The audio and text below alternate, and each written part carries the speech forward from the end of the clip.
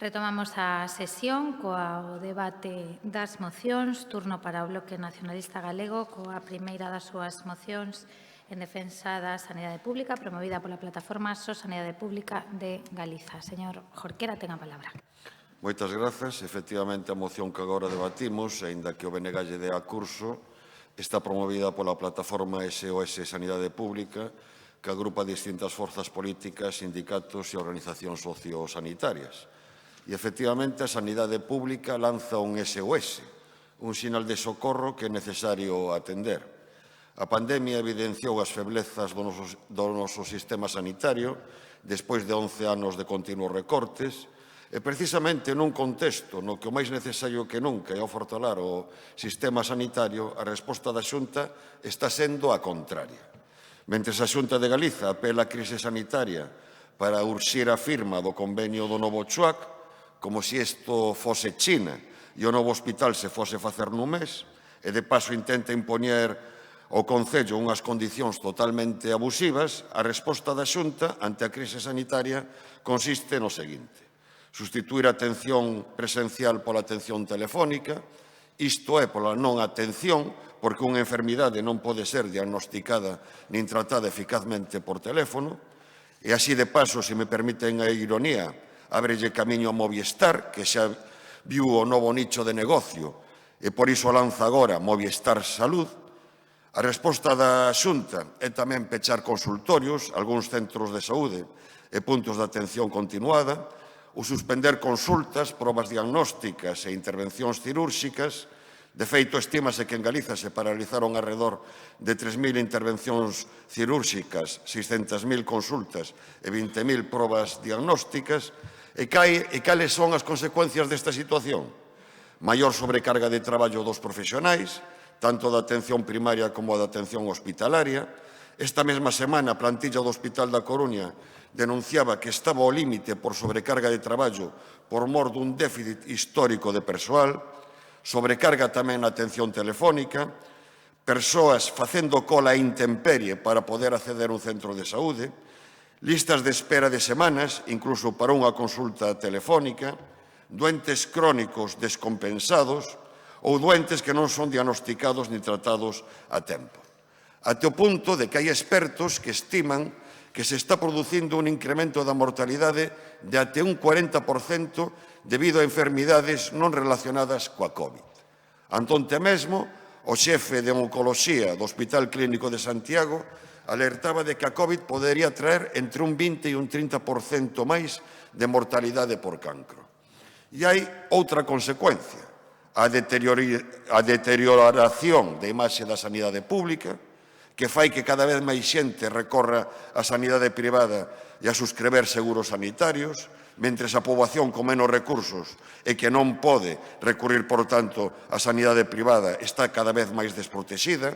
Gostaríanos pensar que precisamente non é isto que se busca, que non estamos ante unha consecuencia planeada. En definitiva, esta moción propón desconfinar a sanidade pública, porque a resposta á crise sanitaria non pode ser incrementar as restriccións de acceso á asistencia ao sistema sanitario público. Está en xogo a propia pervivencia dun sistema de saúde público universal, de calidade, accesível e equitativo, e está en xogo a nosa saúde. Por estas razóns, solicitamos o voto favorável a esta moción. Moitas grazas. Moitas grazas, señor Jorquera. Pola Marea Atlántica, señora Cameán. Sí, moitísimas grazas. Moi bo día a todas e a todos. Ben, xa adiantamos o noso voto favorable a esta moción. A vida cotía da xente estáse facendo cada día máis insegura, chea de ameazas e tamén de temores. Se poderei visitar a familiares, se enfermarei, se terei traballo ao final de mes, se poderei pagar o aluguer, se volverán a cambiar as normas. E, mentras tanto, mentras a xente agarda de quen goberna que ofreza algo de tranquilidade, algo de seguridade, algo de certezas, mentras isto acontece, nos atopamos con un conselleiro de Sanidade, o señor García Comeseña, que ven de manifestar hai escasamente uns días nos medios de comunicación, nunha entrevista, pois cousas como a seguinte, non? No voy a cambiar el discurso sobre el número de rastreadores en Galicia, ante a pregunta dun xornalista hai uns días, como dicía, sobre o número de rastrexadores, e di isto, pois, con todo o seu papo, non? Porque como é posible que non nos diga un gobernante cantos rastrexadores hai en Galicia? Francamente, é inexplicable. Tamén dixo cousas como a seguinte: la población tiene que concienciarse. Lo digo por la gente más joven. Aquí xa a indecencia é pasmosa, non? Como non queren asumir a súa propia responsabilidade, culpabilizan a outros, neste caso, pois a xente máis moza, non? E isto ten únicamente un nome que é cobardía e tamén, neste caso, falsidade, tal e como se amosou a través da porcentaxe do cribado que se fixo a xente máis moza. Na Xunta xa só lles falta falar de moral de Vitoria e xa temos o pa completo dos caqueo. Iso sí, de certezas, nada. Ningún dato claro sobre a contratación de máis rastrexadores, ni máis teletraballo, ni máis sanitarias e sanitarios, ni máis reforzo na atención primaria, ni máis transporte público, ni máis aulas seguras. Nada. E saben que a xente está cansa, xa faltan moitos recursos na nosa sanidade pública. E creo que é importante tamén recapitular, non? Como chegamos até aquí, como chegamos ata esta situación, que pasou coa nosa sanidade no noso país. Pois o que pasou foi que a investidura en gasto sanitario caeu dende hai anos. Pasou que se eliminou o plan de mellora da atención primaria. Pasou que se cedeu o I+D+I ás farmacéuticas e á banca. Pasou que se privatizaron hospitais. Pasou que se cederon os sistemas de planificación estratégica ás multinacionais. Pasou que se ocultan e se siguen ocultando as listas de agarda. É un longo, moi longo, etc. En Galicia levamos xa moitos anos saturando esta política deliberada contra a sanidade pública. E agora que? Agora sen vacinas, con hospitais desbordados, con citas que non son COVID e que se pospoñen, coa paralización de intervencións cirúrxicas e sen que che collan o teléfono, porque todas e todos sabemos que cando un chama o seu centro de saúde de atención primaria é imposible, literalmente, que che collan o teléfono. E eu creo, francamente, xa vou rematando, que no Partido Popular teñen un problema, porque aquí hai unha cuestión absolutamente ideolóxica, até me atrevería a decir que fanática, contra a sanidade pública. Eu podría pensar que isto acontece por unha simple razón, para que os seus amigos fagan negocio coa sanidade pública, privatizar, externalizar e regalarlo aos amigos. Pero non só iso, tamén hai máis. Vostedes teñen unha obsesión case enfermiza coa sanidade pública, porque é unha demostración clara de que o público funciona, é eficaz, coida e salva vidas. Todo o mundo aporta segundo as súas capacidades e recibe segundo as súas necesidades. E vostedes isto non o soportan. Votaremos a favor desta moción. Moitas grazas. Moitas grazas, señora Cameán. Polo Partido Popular, señor Fernández Prado. Pois, bos días de novo e moitas gracias, alcaldesa. O primeiro que me gustaría deixar claro é que o máis importante e o que temos que garantir por riba de todo é a saúde da poboación e, sobre todo, dos nosos e as nosas sanitarias, que son as que nos cuidan e as que, de verdad, temos que cuidar especialmente, aunque dentro dese cuidado xeral de toda a poboación. Pero permítame, señor Xorquera, dicirlle que canta demagoxia no BNG. Canta. Se este é o xeito de arrimar o ombro que teñen nunha pandemia, pois sorte ten a alcaldesa que non facemos desde o PP este tipo de oposición ca pandemia no Concello.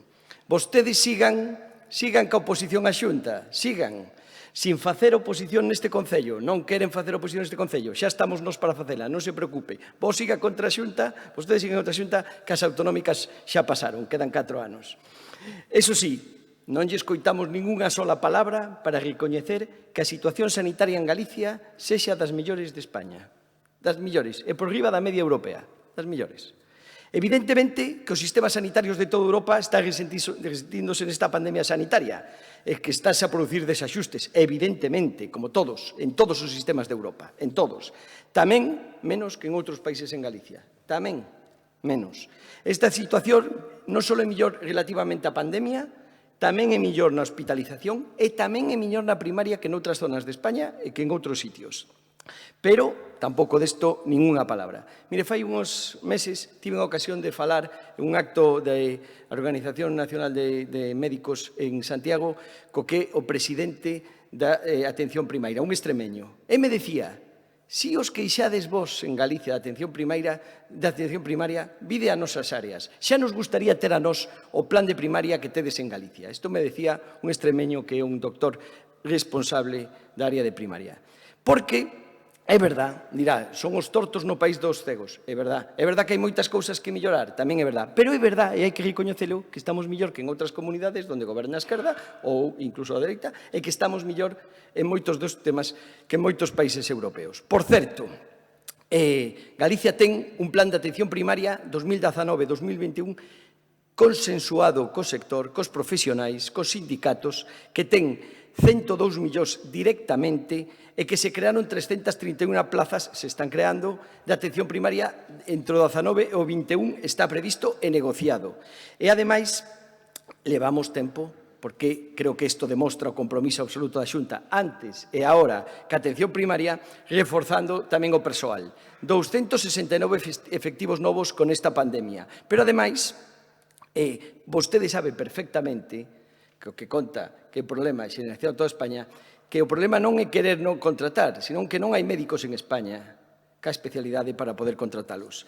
E a atención presencial nunca se eliminou dos centros de atención primaria. É verdad que hai problemas ca atención telefónica, como decía a señora Camián, que, por certo, a única obsesión ideolóxica, señora Camián, deste PP, é ter a mellor sanidade pública de España. A única. Esa é a única obsesión ideolóxica que temos. E, por certo, ademais, creáronse novas plazas, 269 novos efectivos, e mantívose atención primaria en todos os centros. É verdad que está tendo problemas a xente para contactar telefónicamente, se está intentando reforzar esa atención telemática, que os que fan é un cribado para protexerse eles mesmos e todo o sistema sanitario, porque como se nos infecten dentro do sistema sanitario, vamos a ter todavía máis problemas. Evidentemente que con esta pandemia todos os sistemas sanitarios de Europa, por non dicir do mundo, pero para falar dos de Europa, teñen e están sufrindo desaxustes,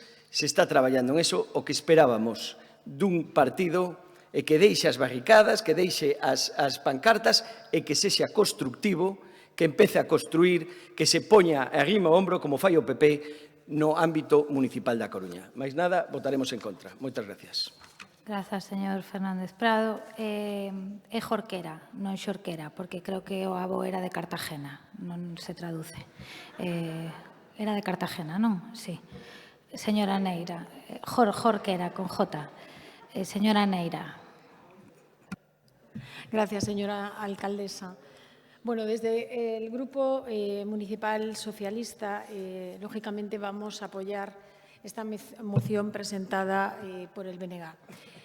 Yo no pretendo hacer demagogia con mi intervención y es evidente y es obvio y negarlo sería, desde luego, ir contra el sentido común, que estamos ante una situación complejísima y no es cuestión de echarse culpas, pero quizás sí de hacer un poco de autocrítica en lo que ha sido la gestión del sistema sanitario público por parte de la Xunta de Galicia y por qué en determinados momentos nos encontramos ante esta situación. Quizás porque la atención primaria no ha sido una prioridad, señor Fernández Prado, para el Gobierno de la Xunta. Quizás porque cuando hablaban de médicos siempre se hablaba de la intervención hospitalaria dejando a la atención primaria. Y lo que sí tienen que preguntar ustedes no es si estamos mejor o peor. Asturias hace nada estaba estupendamente y las cifras hoy no acompañan y, por lo tanto, desgraciadamente, en la pandemia el virus nos lleva a todos la iniciativa. La cuestión es saber cuántos médicos de atención primaria existen. Efectivamente, existe una tasa de reposición que pusieron ustedes cuando gobernaban en el Gobierno del Estado y del que el señor Feijóo fue un abanderado, a pesar de que en marzo de este año hablaba de la contratación de 3.000 profesionales, sabiendo que, evidentemente, con esa tasa de reposición no se podía hacer esa cuestión. Tendrían también ustedes que decir por qué el número de médicos por cada 100.000 habitantes en la Comunidad Autónoma de Galicia es menor al resto de España. Sí, señor Fernández Prado. Tendrían ustedes que decir por qué de esos 1.300 millones que ustedes, que invertimos todos en esos presupuestos de Galicia, 400 se destinan al pago de salarios para personal que se encuentra en precario en la sanidad. También podrían ustedes decir por qué existe un aumento de los seguros de sanidad privados o por qué existe una mayor confianza de un 5%, dicen las fuentes, ¿no? Que está creciendo un 5% en las personas que podrían acudir a un sistema sanitario privado, no porque consideren que la sanidad pública es peor, sino porque en muchas ocasiones el sistema sanitario privado lo que hace es que garantiza el diagnóstico seguramente con una mayor celeridad. ¿Podrían ustedes decir por qué ese 25% de contratos en precario que existe en los médicos aumenta hasta un 35% en enfermería? Y ya yendo al tema de la pandemia, podrían ustedes simplemente ejercer un poquito de autocrítica a ver si es mejorable la gestión en la campaña de vacunación, teniendo en cuenta que nos acabamos de encontrar que de esas 200.000 vacunas, 113.000 fueron para menores de 65 años y no priorizaron a esos colectivos a los que se les pide paciencia, indicando que en diciembre serán vacunados, que son lógicamente las personas mayores o los enfermos que se encuentran con patologías crónicas. Y podrían también ustedes hacer un poco de autocrítica, porque si bien es cierto que la pandemia tiene que llevar todos nuestros esfuerzos, no se puede dejar de lado cribados que también son importantes en otras enfermedades, porque la gente sigue enfermando de cáncer de mama, porque la gente sigue enfermando de cáncer de colon y porque existe, lógicamente, esas cuestiones que son prioritarias para la detección precoz y que se están dejando de lado. Por lo tanto, no se trata de estar en la trinchera y se trata, lógicamente, de colaborar entre administraciones ante la mayor crisis que tenemos, por lo menos para nuestra generación. Pero sí se trata, por parte de quienes están en los gobiernos, de hacer autocrítica y por lo menos establecer puntos de mejora para que determinadas situaciones no vuelvan a suceder. Nada más y muchas gracias. Moitas grazas, señora Neira. Procedemos á votación da moción. Votos a favor da mesma. Moitas grazas. Votos en contra. Moitas grazas. Queda aprobada. Segunda das mocións do Bloque Nacionalista Galego para o impulso da Coruña como cidade creativa. A esta moción consta unha emenda de adición do Partido Popular. Señora Beira. Sí, moitas grazas, señora alcaldesa. Poñer en valor todo o potencial creativo da nosa cidade e do noso país é un principio irrenunciável que hoxe en día se converte en urxente. Nun momento en que a crise provocada pola COVID-19 tivo un efecto demoledor no sector. A cultura xa non está en fase de resistencia, está en fase de supervivencia. E por qué? Porque partía dunha situación de enorme debilidade e precariedade en moita parte derivada dos recortes que se executaron a raíz da penosa xestión da crise de 2008. E na nosa cidade notouse tamén o efecto do peche do Museo de Arte Contemporánea ou a desaparición das coleccións e do labor cultural das caixas. A ninguén neste pleno se lle pode escapar que a situación epidemiolóxica xa provocou inactividade en moitas empresas culturais, unha reducción da facturación enorme, segundo datos do Consello da Cultura Galega. E tampouco se nos escapa que as previsións de cara a futuro non son mellores. Compre apostar por investir maiores recursos públicos en cultura porque vai ser fundamental para salvar as empresas, microempresas e as autónomas dos sectores culturais. E debemos partir da base de que unha maior aposta e investimento en cultura acabará traducíndose tamén nun maior desenvolvemento económico na nosa cidade. Mais é certo que non só é emprego, tampouco é só economía. Durante o confinamento a cultura salvounos, rescatounos, axudounos a sobrevivir e a sobrepasar esa etapa. As diferentes manifestacións artísticas e culturais teñen efectos sobre a autoestima e sobre o sentido da identidade e da pertenza. A cultura é, pois, tamén un ben de primeira necesidade. Debémoslle unha aos sectores culturais. Se a cultura nos rescatou, non podemos máis que devolverlle poñendo en marcha políticas culturais que fuxan do habitual, ambiciosas, conxugando o valor do noso tecido cultural e tamén de base tamén coa potenciación dos sectores culturais profesionalizados, porque a cultura é tamén un dereito, un elemento dinamizador e de cohesión social, e, polo tanto, as administracións públicas tamén temos a obriga de facelo efectivo principalmente a través de medidas de participación cidadá e de apoio á creación e á difusión cultural. Por iso, propoñemos con esta moción que se poña en marcha unha liña de axudas ás creadoras e aos creadores locais a cambio de abriren os seus estudios e de elaboraren unha programación anual aberta ao público. Imaginades unha cidade na que constantemente, durante todo o ano, haxa unha oferta cultural nacida desde as propias creadoras e creadores locais? Pois iso é o que propoñemos.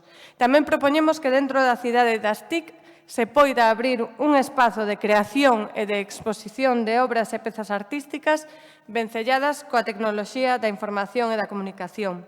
Con esta moción tamén pretendemos que se estableza unha sorte de regulamento para as infraestructuras culturais da cidade, onde se distribúan dunha maneira lóxica os tipos de obras, de exposicións, de pezas que se poden expor ou interpretar en cada unha delas, e tamén que se regule o acceso das distintas e dos distintos creadores e creadoras culturais da cidade para poderen acceder e expoñer a cada unha delas.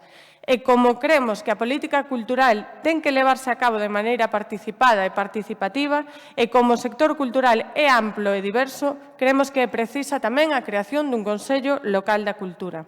E tamén queremos con esta moción que se recupere o Museo de Arte Contemporánea de Naturgy, que non é só un museo, non é só unha colección, senón que é moito máis. Eran bolsas de creación artística, convocatorias competitivas de carácter bienal, un proxecto didáctico e de divulgación artística e unha programación expositiva moi potente. Por todo isto, pedímosles o voto favorable á nosa moción. Moitas grazas, señora Beira. Pola Marea Atlántica, señor Martínez. Sí, grazas, señora Rei. Creo que é evidente, xe coinciden aquí dúas mocións do Bloque Nacionalista Galego e da Marea Atlántica completadas cunha emenda do Partido Popular, unha emenda, ademais, construtiva e propositiva, cousa que agradezo ao señor Coira, compañeiro de fatigas ou de estupefacción a veces no Consello Reitor do INCE. Non sei, creo que non se pronunciou a señora Beira sobre a emenda do... Imos votar a favor da moción do Partido Popular, desculpa, que esquecín comentalo. Nos imos tamén aceptar a emenda do Partido Popular a nosa moción, que é común a ambas. Dicía que coincide todo isto e non é nin concertación, nin casualidade. Creo que é un síntoma da situación que atravesa o sector, non só aquí. A señora Beira xa facía alusión a algúns datos e na nosa moción logo tamén incluímos algúns outros. Compartimos o espírito da proposta do BNG, se descendemos ao detalle faríamos matices, como é lóxico, ou nin sequera iso, sino que abriríamos debate, porque nas cuestións que se propoñen hai grandes debates que non collen nun debate de 3 minutos sobre unha batería de propostas. As axudas, por exemplo, entendendo a intención, a vontade coa que se propoñen. Claro, non todas as actividades na cadea, digamos, de produción da cultura acontecen nun lugar, nin teñen que ver con actividades que se poidan exhibir, co cal habería que formular esas axudas de maneira máis ampla para que ningún dos segmentos, digamos, do sector cultural quedase excluído. Sería bo tamén que se resolvesen canto antes, que están pendentes dende o 7 de setembro, as axudas a creadores que están incluídas no Presco. Sobre a cidade das TIC, en realidade, hai un gran debate pendente. A veces nos preguntamos cal é exactamente o papel do Concello nese proxecto, máis alá de facerse cargo das externalidades en forma de xestión de residuos, mobilidade, etc. Pensamos que o Concello da Coruña debería ter unha posición de maior liderado aí e que ese liderado servise tamén para a introdución de equipamentos e usos cívicos, entre eles, efectivamente, o cultural. Estamos de acordo con darlle unha revisión á regulación do uso de equipamentos públicos, non só os estritamente culturais, sino tamén outros de tipo cívico, pero que tamén poden facer funcións culturais de proximidade. E en canto ao MAC, pois lamentamos que non ter registrado ningún avance que coñezamos nos últimos 15 meses, nin sobre a proposta que estaba sobre a mesa cando a Marea Atlántica deixou o goberno, nin tampouco coa que fixeron os extraballadores do centro. Temos unha resposta por escrita do goberno onde di que non lles consta esa proposta, sabemos que é falso, non entendemos por que se nega o evidente, non? E que calquera pode constatar. En fin, son matices, compartimos o espírito da moción, imos votar a favor, sobre todo por unha desas propostas que nós tamén levamos incluída na nosa moción, que é a creación dun Consello Municipal da Cultura, onde tanto os grupos municipais desta corporación como o sector poidan estar representados e onde poidamos impulsar as medidas que se necesitan neste momento. Pediríalle non só na nosa moción, sino tamén nesta moción que o Goberno Municipal votase a favor e puidésemos darlle ao sector a boa noticia de que toda a corporación por unanimidade se compromete coa creación dun órgano que creo que pode ser positivo e útil no futuro. Nada máis. Grazas. Grazas, señor Martínez. Polo Grupo Popular, señor Coira. Muchas gracias. Buenos días a los trabajadores de los medios de comunicación que nos acompañan, a los empleados municipales que hacen posible el desarrollo de este pleno, a los vecinos que nos acompañan desde este salón de plenos y a todos aquellos que nos siguen por streaming donde quiera que estén. Es una buena noticia, yo creo, para el sector cultural. Probablemente un gesto importante ver que en pleno de La Coruña se habla de cultura. Creo que la cultura es un sector muy afectado en estos momentos de pandemia, tiene absolutamente limitada su capacidad de actuación y la posibilidad de realizar trabajos y, insisto, creo que es muy bueno que 3 mociones que se presentan hoy a este pleno estén relacionadas con el análisis de la situación de la cultura, al que todo el mundo llegamos, yo creo, hacemos todos el mismo diagnóstico, y que estemos también de acuerdo, la mayor parte de los grupos políticos, por lo menos el grupo de gobierno se pronunciará después, que estemos todos de acuerdo, por lo menos en plantear algunas soluciones que creemos que pueden ayudar a un sector que, insisto, que vive hoy por hoy una situación dramática, motivado simple y llanamente por una situación de pandemia que le impide realizar su trabajo. El Ayuntamiento de La Coruña dedica gran cantidad de su presupuesto a actividad cultural. Mucha de esa actividad cultural es básicamente y directamente la contratación de muchos actores y muchos agentes culturales, exposiciones, conciertos. Todo eso en estos momentos, por una limitación de aforos, está absolutamente parado. Hace 2 o 3 semanas se dio la paradoja que la Sinfónica dio un concierto con 70 músicos y entre el público había únicamente 60 espectadores. Urge, insisto, todo tipo de medidas que se nos puedan ocurrir que puedan ayudar al sector. Medidas urgentes para los trabajadores, medidas urgentes para los autónomos.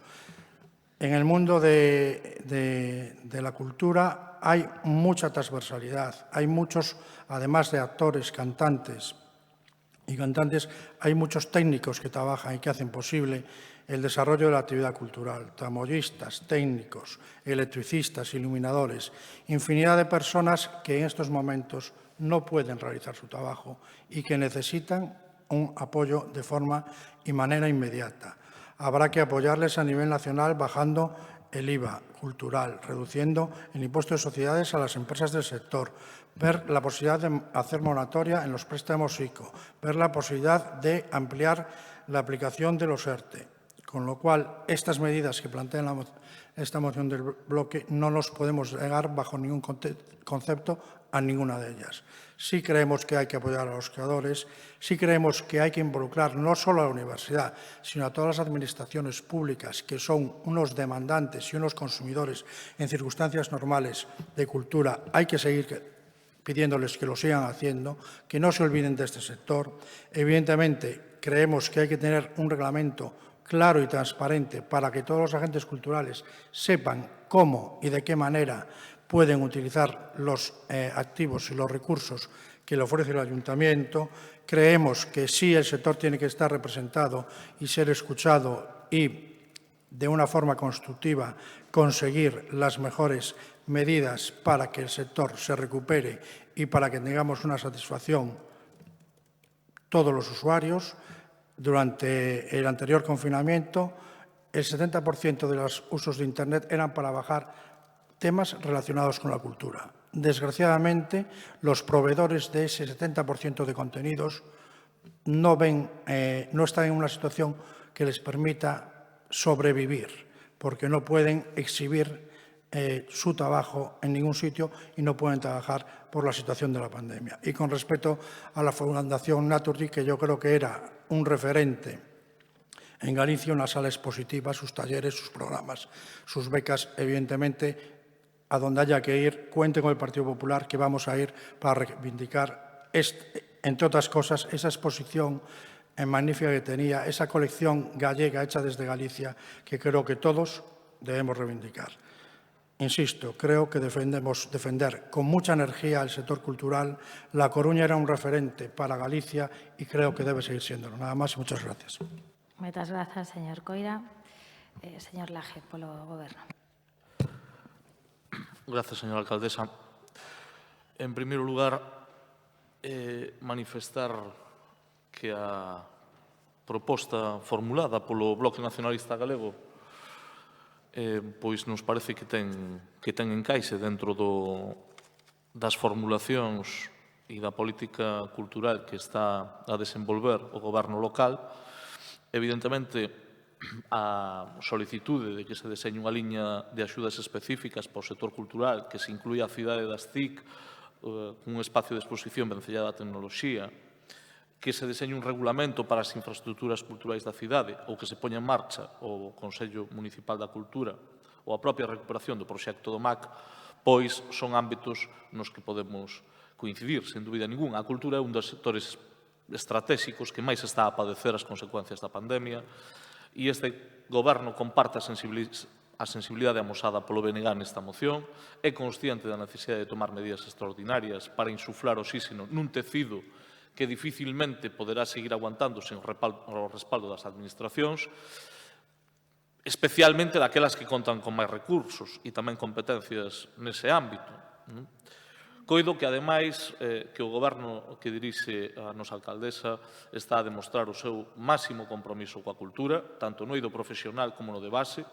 Así o están a recoñecer a maioría dos axentes. Lóxicamente, a cultura precisa nas actuais circunstancias de un pulo moito maior do que pode proporcionar cos seus medios única e exclusivamente un concello, por moi relevante que o sexa, que o é o noso Concello da Coruña. Malia as limitacións orzamentarias, este goberno pode anunciar aquí hoxe, señora Beira, para que vexa que non só é prédica, senón que tamén hai trigo e hai decisións. Hoxe anunciamos aquí unha nova liña de axudas destinadas a aportar un salvavidas ás salas de música desta cidade. Por iniciativa da nosa alcaldesa, o Concello vai a suscribir contratos de patrocinio con cada unha das salas da Coruña para a celebración de concertos dende agora ata o final do ano. Esta iniciativa vaise implementar a través do Consorcio de Turismo cun orzamento que vai a superar os 100.000 euros e, dende o noso punto de vista, é un apoio para ver de compensar, polo menos en parte, as perdas económicas que está a padecer o sector. Un apoio para suplir a falta daqueles que tiñan que ter tomado decisións xa fai moito tempo, non? Axudas que deberían de vir por parte da Administración Autonómica e que ata o de agora non chegaron. É certo que, ademais, este goberno está a facer un enorme esforzo. Creo que hai iniciativas con plans específicos a través do Presco, aprobados por todos os grupos e consensuados tamén por parte do BNG, e creo que cabe recordar que a día de hoxe se levan feito máis de 130 contratacións de artistas locais en actuacións vinculadas con diferentes grupos. Tamén se puso en marcha as becas de creación artística con 180.000 euros, aos cales hai presentados 72 proxectos. Quero recordar que todas as iniciativas que se están a tomar son iniciativas que están dirixidas precisamente a axudarlle ao sector. E cabe recordar que non son iguales todas as mocións. O noso grupo vai a apoiar e comprométese na creación do Consello Municipal da Cultura porque entendemos a proposta que formula aquí o BNG e podemos compartir. Entendemos perfectamente a emenda que formula o señor Coira, como decía o señor Martínez, todas as aportacións son positivas, creo que podemos dar un paso adiante. Quero recordar que esta semana o propio equipo de Cultura se veu reforzado pola decisión tomada pola alcaldesa de nomear un directivo con ampla experiencia no sector. Polo tanto, creo que se están a tomar decisións importantes, relevantes, e, sen dúbida ninguna, a decisión de poñer en marcha o Consello Municipal da Cultura, señora Beira, é algo que compartimos. Compartimos a filosofía. Entendemos que non se trata de montar ningún chiringuito, nin de excluir a ninguén. Se trata de facer algo que este acorde coas demandas da inmensa maioría do sector cultural. E, polo tanto, podemos confluir e coincidir nesta moción, que creemos que non ten nada que ver ca moción que presenta a Marea Atlántica. Hai elementos que son coincidentes, pero tamén entendemos que hai diferencias sustanciais. Por iso, o noso voto vai a ser favorable a esta iniciativa. Nada máis e moitas gracias. Moitas grazas, señor Laje. Procedemos á votación, toda vez que a propoñente da moción aceptou a emenda do Partido Popular, que se incorpora xa a moción. Votos a favor da mesma. Moitas grazas. Queda aprobada por unanimidade da corporación. Terceira e última moción do Bloque Nacionalista Galego sobre a Banda Municipal de Música. Señora Beira. Sí, a Banda Municipal de Música da Coruña, con máis de 70 anos de historia, constitúe un dos servizos máis especiais do Concello da Coruña, xa que é unha agrupación musical sostida con fondos públicos que leva o nome da propia cidade, e tamén polo seu valor cultural engadido. Porén, a nosa banda municipal ven arrastrando unha serie de problemas que entendemos que se deben de solventar para poder tirarlle o máximo rendemento a esta ferramenta cultural, que é imprescindible para democratizar o acceso á música clásica, e non só á música clásica, na nosa cidade. A primeira das dificultades é a lentitude con que se cubren as baixas, que levou á suspensión de varios concertos durante este verán e a falta de convocatorias das prazas orzamentadas, que limita en parte tamén o repertorio das obras que a nosa banda pode executar. Sabemos, ademais, que a Xunta de Persoal solicitou recentemente na Mesa Xeral de Negociación do Concello da Coruña a convocatoria de todas as prazas orzamentadas, onde se inclúen, por certo, unha parte importante da propia banda. Tamén é imprescindível que se solvente con axilidade e estabilidade a cobertura da praza de dirección. Houbo xa varias convocatorias frustradas, en parte pola falta de rigor nos procesos e por cambios de criterios que teñen pouca explicación. Por iso é imprescindível que se realice dunha vez un proceso que permita que se presenten un amplo espectro de persoas cun tribunal cualificado que asegure a selección da mellor profesional para a dirección da nosa banda, incluindo unha proba práctica. Alén da actual situación administrativa alén da actual administrativa que traballa coa banda municipal, sería preciso contar cunha arquiveira ou un arquiveiro específico para poder poñer en orde, conservación e valor o arquivo da banda municipal da Coruña. Tamén se precisaría dunha figura como a dun xerente ou dunha xerenta que poida representar a banda municipal, realizar algunhas xestións de persoal ou elaborar unha programación anual. Outra das cuestións que incluímos nas nosas propostas é que se corrixan as deficiencias que hai hoxe no Ágora, que é o actual emprazamento onde ensaia a banda. Se ben o seu local habitual é unha sala do Coliseum, durante a pandemia decidiuse trasladalo ao propio espazo de actuacións do Coliseum sen facer ningún tipo de modificación na infraestrutura, cousa que si se fixo cando se trasladou ali a Orquestra Sinfónica de Galicia, a que se lle instalou unha cuncha acústica e máis un escenario.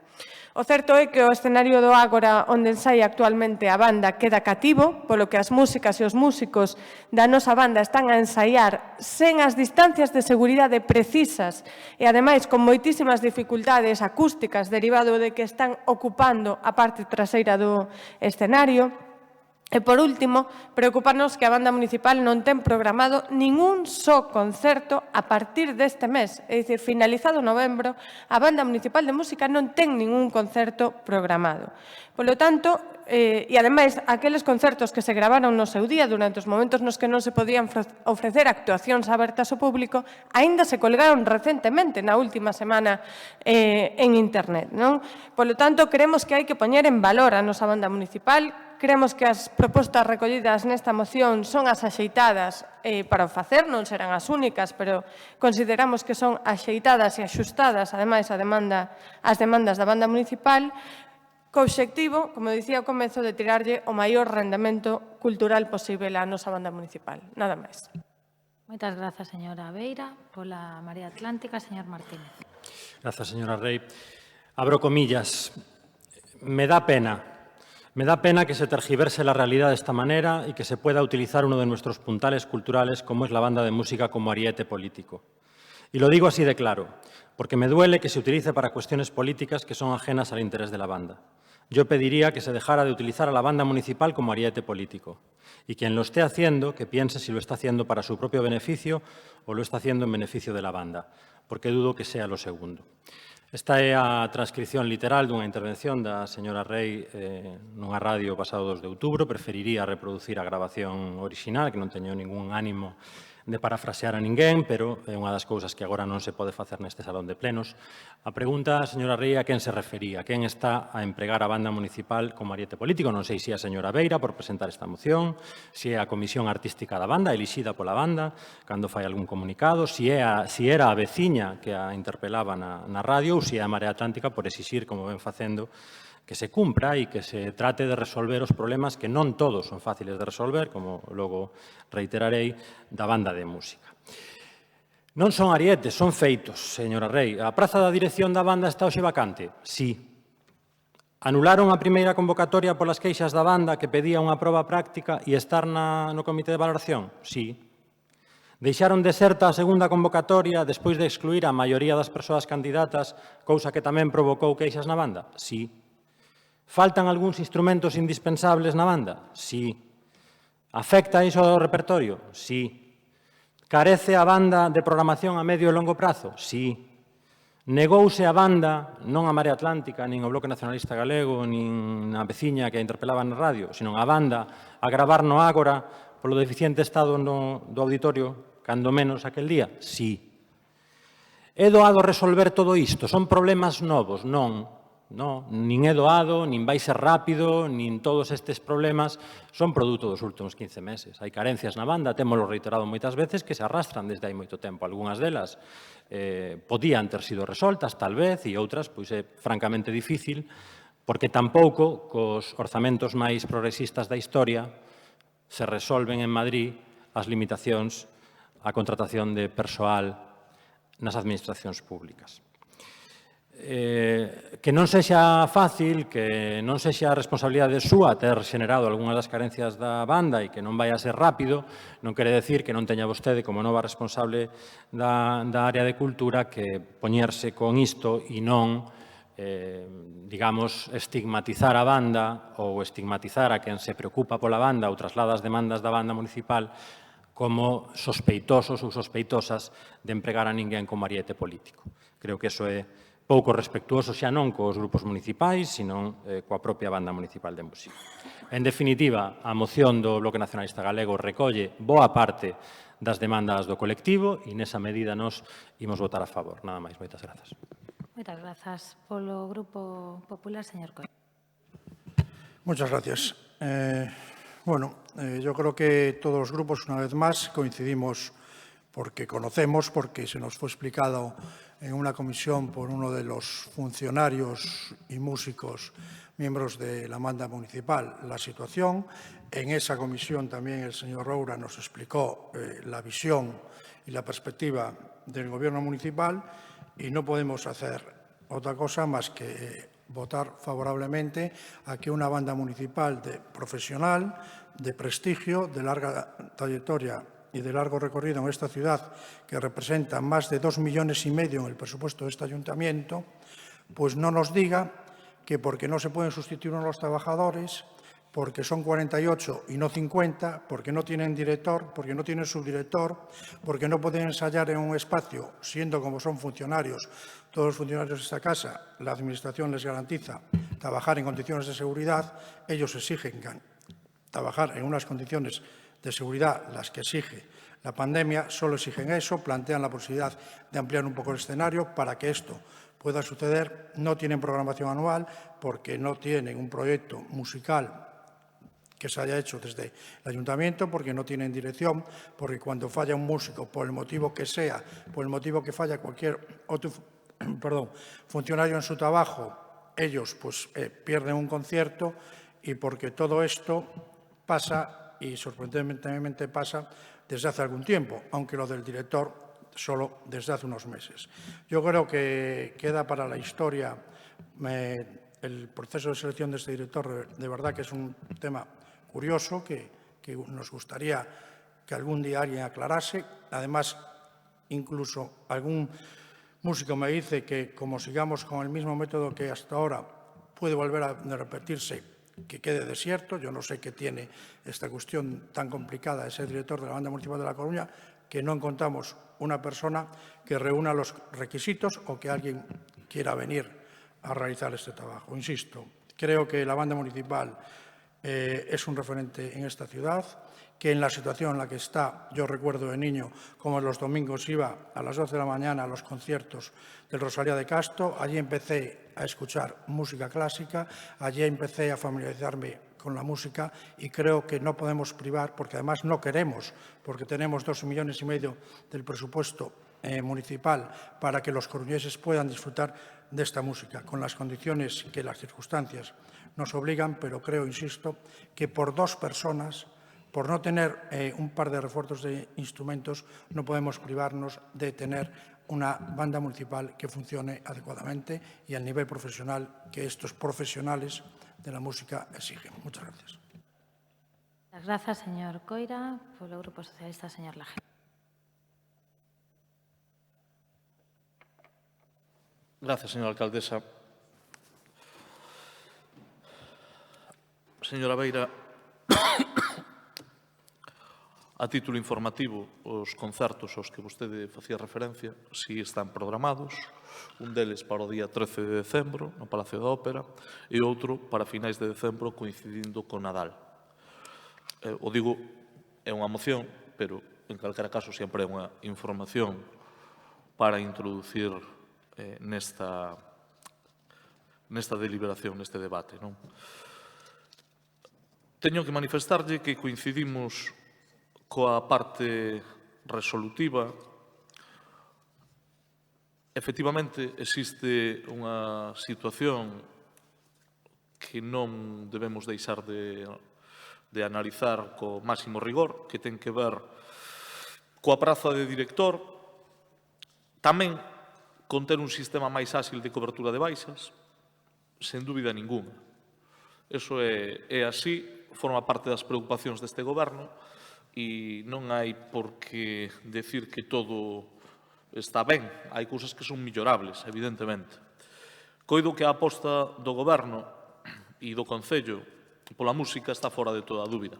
Eu creo que basta unha ollada aos orzamentos anuais do Concello para entender que na Coruña o vínculo entre a administración e os músicos profesionais é especialmente estreito. Non hai seguramente moitos concellos do noso tamaño, non xa en España, senón tamén en Europa, que teñan a tantos músicos entre os seus empregados, nin que destinen tantos recursos a financiar a súa actividade.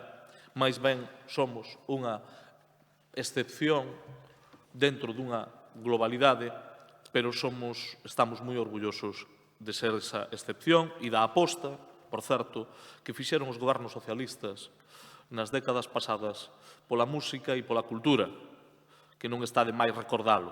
Este goberno non ten ninguna dúbida de que a Banda Municipal de Música é un dos principais referentes da cultura da Coruña, así como un símbolo deste Concello. É importante deixalo claro dende o principio para evitar calquera tipo de malentendido. Polo tanto, non está en dúbida a aposta que dende o Concello se fai pola banda. É unha aposta que situou a nosa alcaldesa dende o primeiro día como unha das apostas máis claras e máis nítidas no ámbito da cultura. O retrato que vostedes fan da actual situación non o podemos compartir, aínda recoñecendo que hai necesidades e situacións que non se deben non só negar, sino que hai que recoñecer. Porque non é novo que a cobertura de personal para a banda é algo complexo. Non é hoxe a situación da que estamos a falar. O era xa fai unha década, cando vostedes, o Bloque Nacionalista Galego, formaba parte do goberno municipal. Fíxese si estruturalmente debe de ser un problema complexo.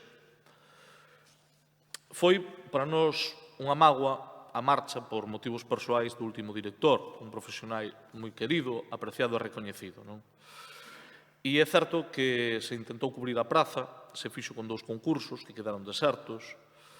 Entendemos que a dirección da banda ten que ter o máximo nivel posible e estamos a traballar precisamente para modificar estruturalmente as fórmulas que hoxe poñen algúns atrancos para que teñamos os millores profesionais ao fronte da banda. Haberá noticias pronto, estáse traballando para resolvelo da mellor forma posible, non só neste caso. No tocante á reubicación da banda, non foi un cambio definitivo, nin se fixo por capricho, fíxose por necesidade. Remato, señora alcaldesa, derivadas da actual pandemia. O Ágora é unha parada temporal e queremos que máis pronto que tarde a banda poda volver a ensaiar no Coliseo.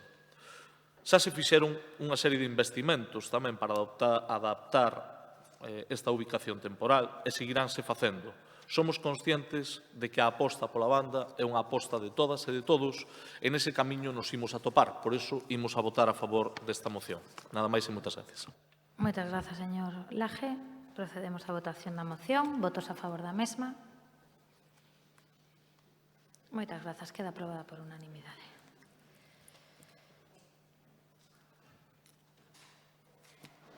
Ben, remata a quenda das mocións do Bloque Nacionalista Galego. Turno para a Marea Atlántica. A primeira das mocións é relativa a orzamentos de 2021. Consta unha emenda de adición do Partido Popular. Señora García, cando queira. A emenda non a imos aceptar porque entendemos, xa falaba onte ca voceira do Partido Popular, que desvirtúa o que é o contido da moción. No último pleno, a 3 meses aínda de acabar o ano, o voceiro socialista anunciaba con efecto sorpresa que despois de dicir e de votar exactamente o contrario, nunha moción previa, o Goberno non elaboraría os novos orzamentos municipais en 2021. E xérase así unha situación absolutamente inédita, porque, aínda que a aprobación dos orzamentos depende do Pleno e, como tal, está suxeito a certas vicisitudes da política, como moi ben pudemos observar durante o mandato de Xulio Ferreiro, a normativa empraza aos gobernos locais a elaborar un proxecto de orzamentos. Señora Rei, vostede que está tan interesada na lei, algunhas veces sí e outras non, lembrareille o Real Decreto 500 de 1990, artículo 5, no que establece que as entidades locais elaborarán e aprobarán anualmente un orzamento xeral no que se integrarán o do Concello, dos organismos autónomos e as sociedades mercantís. O artigo 18 encárgalle explícitamente á alcaldía esta tarefa. Pero máis alá de que a decisión anticipada a 3 meses de que acabe ano polo voceiro socialista contraveña o espírito da lei, creemos que hai cuestións dun orzamento prorrogado que deberían preocuparlle e moito ao goberno socialista. Consecuencias que o señor concelleiro de Facenda coñece ben ou debería coñecer ben, porque leva gran parte da súa traxectoria moi implicado na política, pero que parecen non importarlle. As contas prorrogadas non reflicten a maior demanda de axudas sociais que se está derivando dunha situación de pandemia. Estamos falando, por exemplo, da renda social municipal, das axudas de emerxencia ou das bolsas comedor. Non reflicten solucións ao problemón que se está xestando da emerxencia habitacional, e xa non só dos enfogarismos e de moitas persoas que antes se pagaban un aluguer e agora mesmo xa non poden. Os salarios decrecen ou desaparecen e os alugueres siguen á alza. Tampouco se prorrogan, señor Laje, as axudas do Presco, as de reactivación económica, que serán aínda máis necesarias para apoiar autónomos, PEMES e micropemes. Estamos a ver a absoluta desesperación de determinados sectores económicos como pode ser a hostalería. Tamén é preocupante, moi preocupante, a situación na que quedan entidades en relación aos seus convenios, entidades que están suplindo o rol da Administración ante a crecente demanda e a crecente necesidade de gran parte da cidadanía e que están absolutamente desbordadas xa non só porque a demanda é maior, senón porque as trabas burocráticas para acceder aos recursos municipais son tamén cada vez máis grandes. Pero que, ademais, con un orzamento prorrogado vai ser difícil incorporar o persoal necesario para axilizar a xestión, porque a propaganda funciona e vai moi rápida, a publicidade chega aos seus destinatarios, o que non chegan son as axudas, señor Laje, que empezou a anunciar en xullo deste ano. Efectivamente, a emenda do Partido Popular recolle estas problemáticas, pero para nós son unha solución de emerxencia ante unha situación na que o Goberno voluntariamente decide non elaborar uns orzamentos municipais, fundamentalmente porque non lle dá a gana. É dicir, nos entendemos que os modificativos teñen que ser unha solución de emerxencia ante a inoperancia do Goberno municipal. Un goberno municipal en minoría que lle chama performance a ter que negociar os orzamentos cos grupos da oposición. Un goberno en minoría que contou ata agora co apoio da oposición e nomeadamente da Marea Atlántica para votar a investidura, para votar os orzamentos, para votar as ordenanzas fiscais, para votar o presco e non só votar a favor, que malísima é a Marea Atlántica, me cachis, senón para aportar ideas, aportar iniciativas e aportar experiencia de goberno, que moitas veces falta nas súas áreas. Estamos ante un goberno en minoría absolutista, que compensa as súas carencias en xestión con autoritarismo, que despreza os apoios que tivo de nós e do Pleno e que continúa sacrificando a cidade por intereses de partido, como tantas veces vimos no mandato pasado despois de bloquear os orzamentos durante 3 anos. Rectifique, señora Rei, e preparen os orzamentos de 2021. Moitas grazas. Polo bloque, señor Jorquera. Sí, grazas, señora alcaldesa. Unha advertencia previa antes de expoñer as nosas motivacións. Vou aproveitar o debate desta moción para facer oposición ao goberno municipal. Primeiro, por convicción. Pero, en segundo lugar, e teño que admitilo, para que non se queixe o señor Martiño Fernández Prado. Ben, dito isto, vou procurar ser moi breve, porque neste mesmo pleno formulamos unha pregunta relacionada con esta cuestión e por ese motivo non quero anticipar todos os nosos argumentos. O Goberno municipal anunciou a decisión de prorrogar os orzamentos no pleno pasado en resposta a unha pregunta do BNG. E na propia exposición da pregunta xa advertíamos de que a posible causa da demora no inicio das negociacións dos orzamentos podía ser que o Goberno municipal estaba barallando prorrogalos. Unha decisión da que discrepamos. Para facer fronte á crise social e económica provocada pola pandemia hai que mobilizar todos os recursos públicos, é necesario incrementar o investimento público para dinamizar a economía e xerar emprego, é necesario afortalar as políticas sociais para loitar contra a exclusión e as desigualdades, e o Goberno municipal, aparte de incumplir unha obriga legal, renuncia á principal ferramenta da que dispón o Concello para facer fronte a esta situación. O Grupo Socialista argumenta que prorrogando os orzamentos hai dotación para atender estas políticas. Discrepamos tamén. As necesidades son cambiantes. De feito, cando negociamos o presco, todos os grupos asumimos que podería ser necesaria unha nova modificación orzamentaria en virtude da evolución da situación e da avaliación do impacto real das medidas. E a día de hoxe creo que esta necesidade é indiscutible.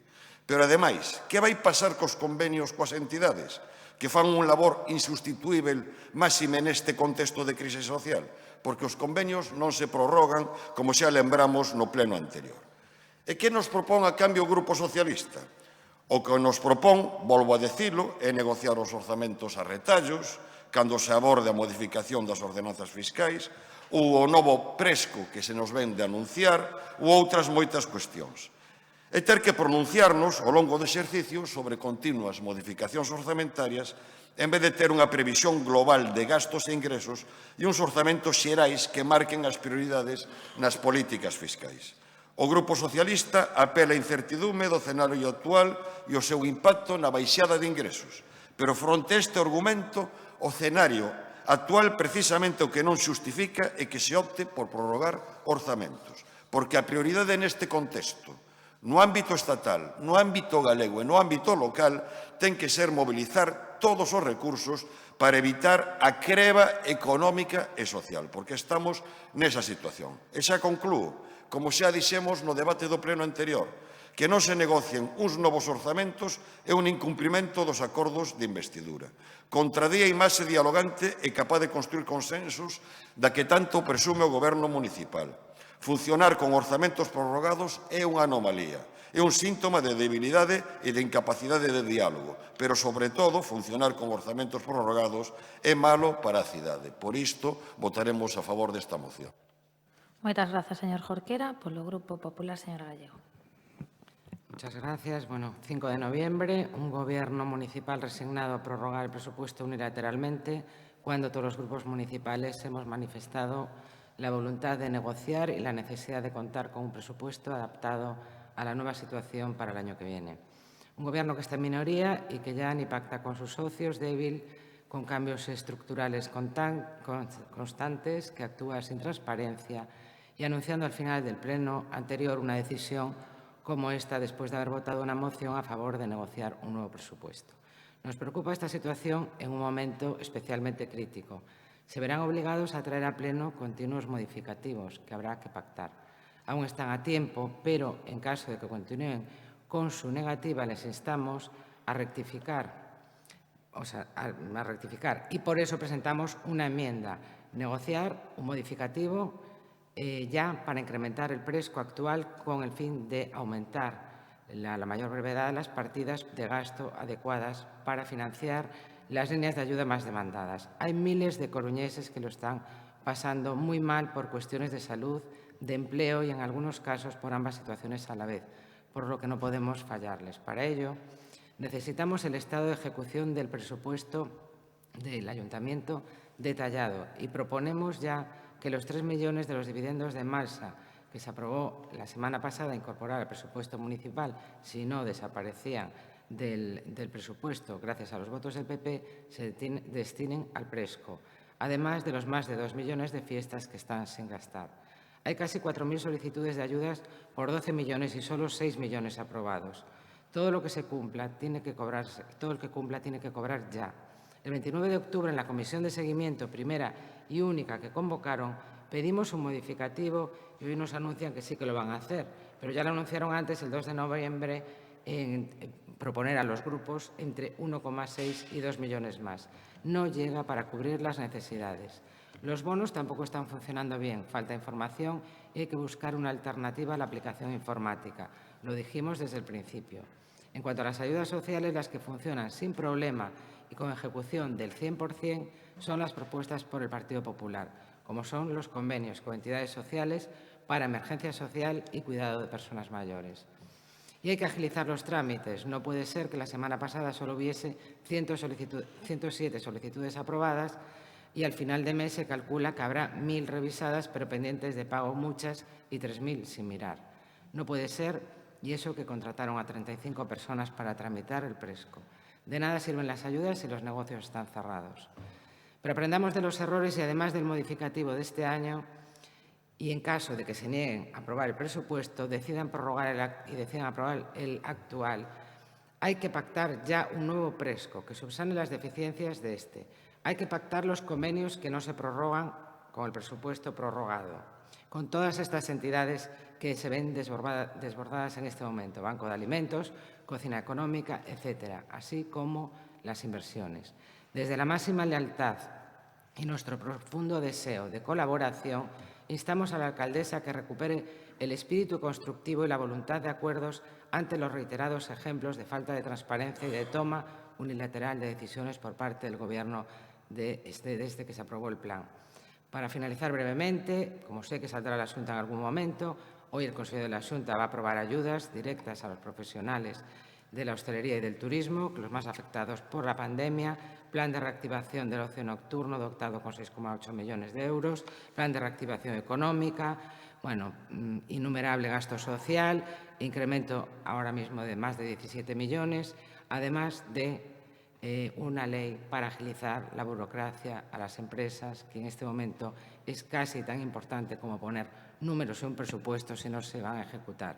mientras el Gobierno central aprobó los ICOs y los ERTEs hasta enero y ni una sola ayuda directa. Muchas gracias. Muchas gracias, señora Gallego. Por el Grupo Socialista, señor Laje. Gracias, señora alcaldesa. Señora García,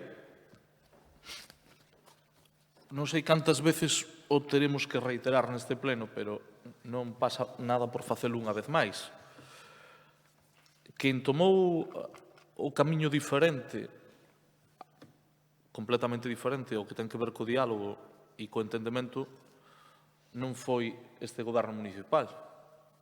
Foi o Grupo Municipal da Marea Atlántica, que decideu pasarse ás posicións antisistemas anteriores á súa participación no plano institucional. Porque non hai ningún escenario de entendemento, de proposta ou de acordo no que o goberno lle teña dito que non á Marea Atlántica. O goberno recoñecerá sempre os entendementos. De feito, hai membros do seu grupo cos cales se chegou a acordos en asuntos de carácter parcial, aínda non fai moito tempo. Por lo tanto, non hai un problema. Hai un problema de que vostedes decidiron coller outro camiño. Coller o camiño da confrontación, do intento de acoso e derribo do goberno municipal. Lóxicamente, o goberno municipal fai uso das súas competencias, estrictamente. E a decisión de prorrogar ou non o orzamento está analizado económicamente e políticamente. É que non son conscientes de que o orzamento do 2020 non se pudo executar, alo menos un tercio do ano estivemos en estado de alarma, volvemos a estar en estado de alarma, que hai unha fortes restriccións que impiden a execución e complican moitísimo o que é o escenario habitual. A man está tendida, pero o que vemos é que vostedes téndese a man e o que fan é mordela. Me refiro gráficamente, non me entendan mal, que ata o de agora reinou a urbanidade e a convivencia. Señora García, eu alégrome de que me queiran explicar como é un orzamento. Incluso decía antes que querían aportar a súa experiencia como goberno. Eu, de verdade, que, en fin, sempre está ben aprender de todo, incluso do que non se fai ben. Eu procuro aprender do que se fai ben e do que non se fai ben. Creo que o camiño non é o que poñen sobre a mesa. Me parece moito máis constructiva a posición manifestada pola señora Gallego, que tamén a ten manifestado noutras ocasións o señor Jorquera, de a búsqueda de acordos. Evidentemente, claro que habrá que facer modificacións de crédito, pero temos un marxe moi amplio. E o que hai que ser conscientes é se vamos a ter máis capacidade no 2021 que a situación de prórroga do orzamento e coa incorporación de créditos, que foi o que anunciei esta mañá. Imos a poder dispor prácticamente ao redor de 300 millóns de euros, un pouco máis seguramente, entre os créditos que se incorporan de exercicios anteriores, por certo, señora García, de exercicios anteriores de actuacións que vostedes non executaron, que deixaron sin executar casi 60 millóns de euros do mandato pasado. Non é que eu sexa un mago das finanzas e me invente 60 millóns, é que o que facemos é incorporar créditos pensando en que poidan ser executados no ano 2021. Pero mire, voulle poñer só un exemplo. Só na primeira metade deste ano levamos licitado en investimentos máis do que vostedes, que son o grupo propoñente desta moción, non é porque eu teña fixación con vostede. Máis do que vostedes licitaron en 3 anos, en medio ano, como exemplo. Polo tanto, temos moito que mellorar, sen dúbida, sempre hai capacidade de mellora. Agora, creo que nun ano con pandemia, nun ano absolutamente excepcional, poder decir que se licitou máis que en 3 dos anos do seu goberno, señora García, creo que é un retrato un pouco que deixa ás claras cal é a diferencia. Dito isto, a man está tendida.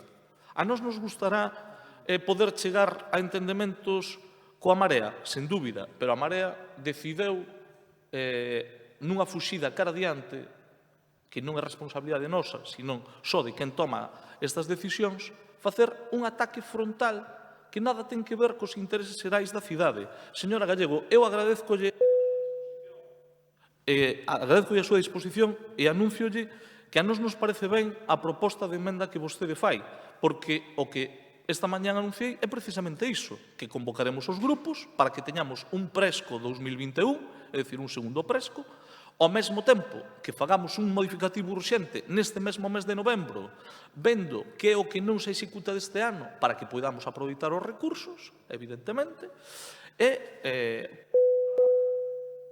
contando, como non pode ser de outro xeito, cal é a perspectiva económica para o ano 2021. Nin máis nin menos. Hai posibilidades de entendemento. Señor Laja, rematou o tempo. Señora alcaldesa. Rematou. Vale. Grazas. Imos proceder á votación. O grupo propoñente non acepta a emenda. Votarase en primeiro lugar a emenda de adición do Partido Popular.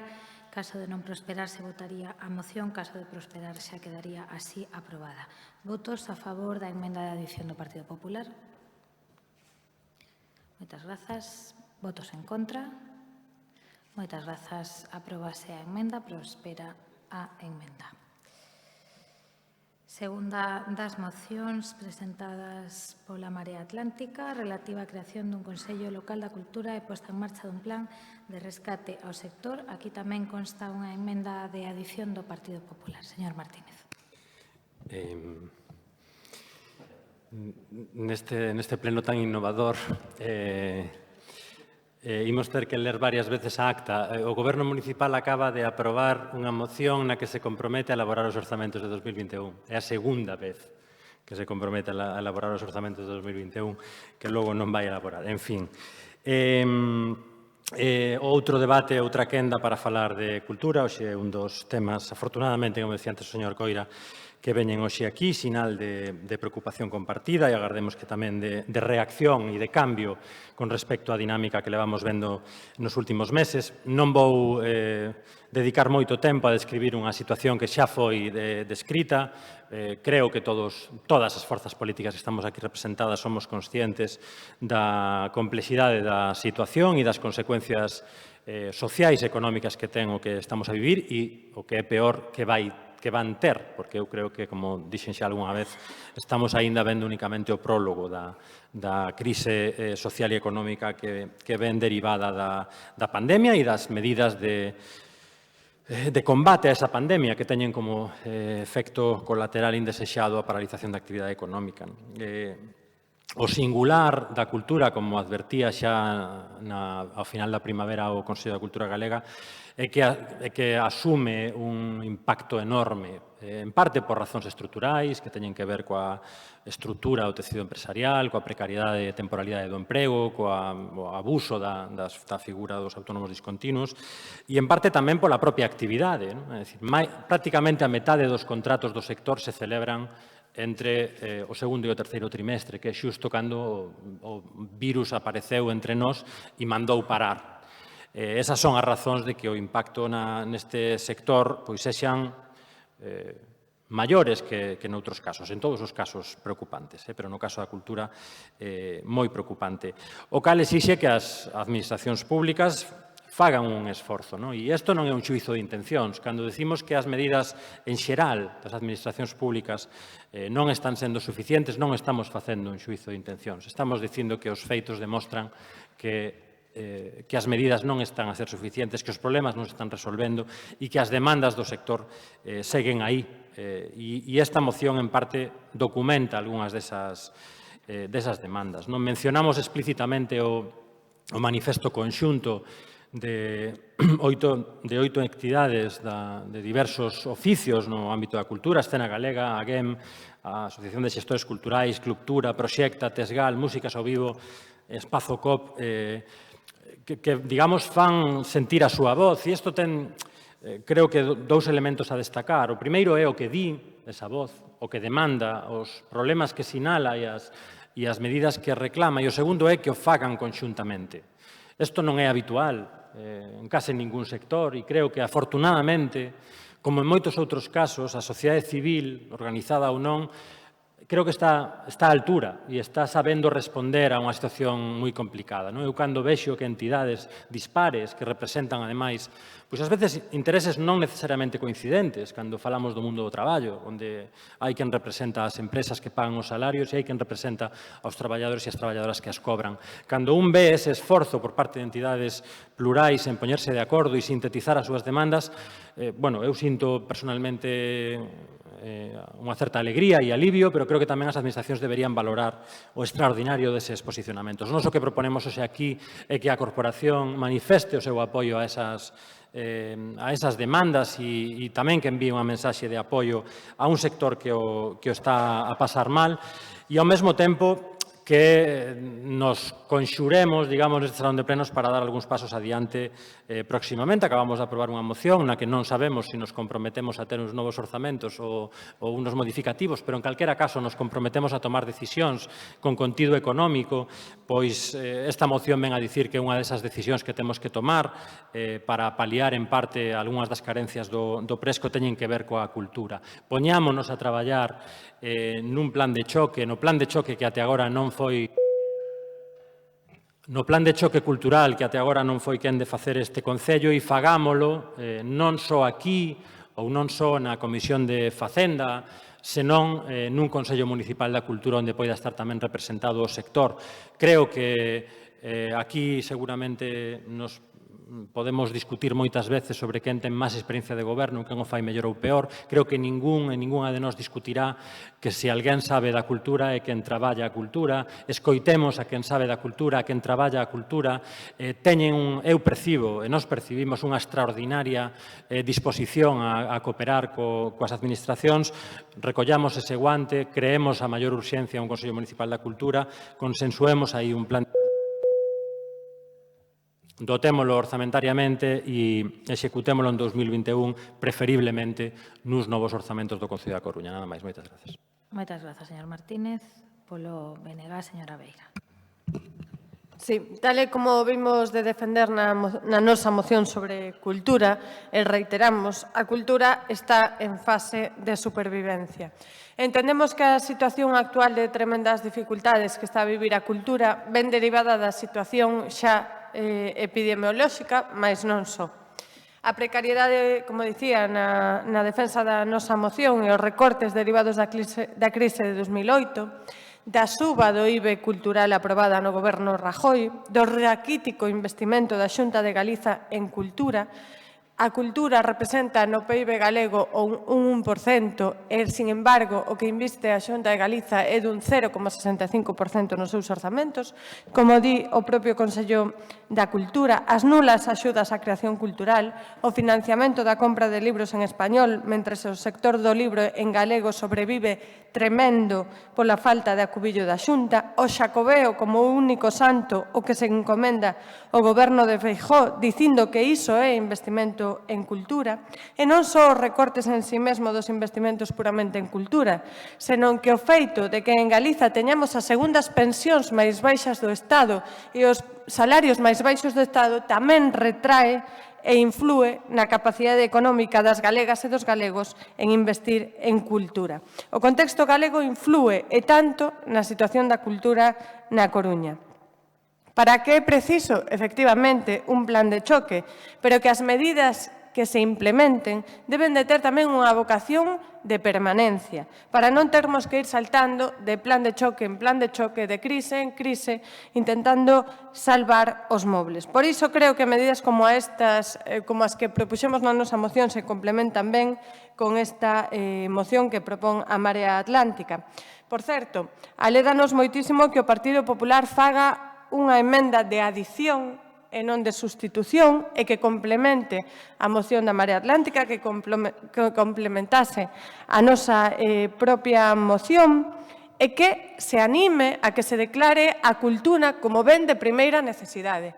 Realmente estou leda disto, porque por este motivo, porque recentemente no Parlamento Galego a nosa deputada Mercedes Queixas Zas defendeu nunha serie de iniciativas precisamente que o Parlamento Galego declarase a cultura como ben de primeira necesidade e o Partido Popular votou en contra.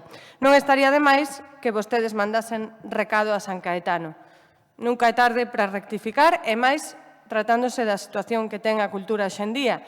Tamén me parece que chega a tarde esta rectificación do Partido Popular a respecto do IBE cultural cando foi o propio Partido Popular quen implementou esa subida en 2012. E despois de, por certo, votar en contra en 2013, en 2014, en 2015 e en 2016 a iniciativas do propio Bloque Nacionalista Galego no Congreso dos Deputados que precisamente instaban á baixa do IBE cultural.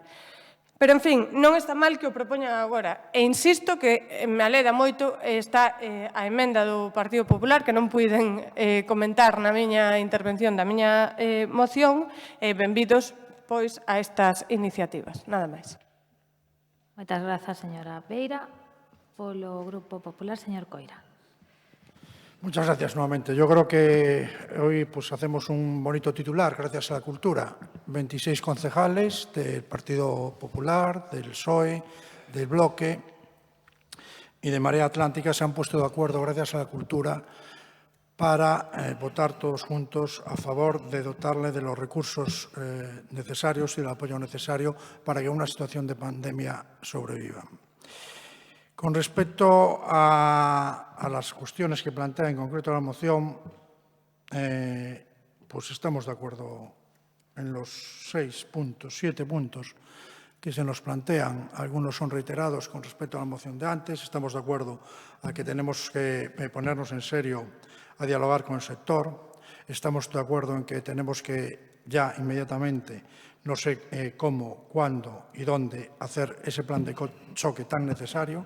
Primero escucharemos al sector todos, después intentaremos buscar todos los recursos necesarios para, a través de un plan de choque, solucionar los problemas acuciantes que ahora en esta circunstancia, por eso en estas circunstancias sí está justificado una situación como la actual, pues pedir la bajada del IVA, del impuesto de sociedades, porque la situación de la cultura está al límite, y no solo de la cultura, sino también del resto de otros muchos sectores de la sociedad.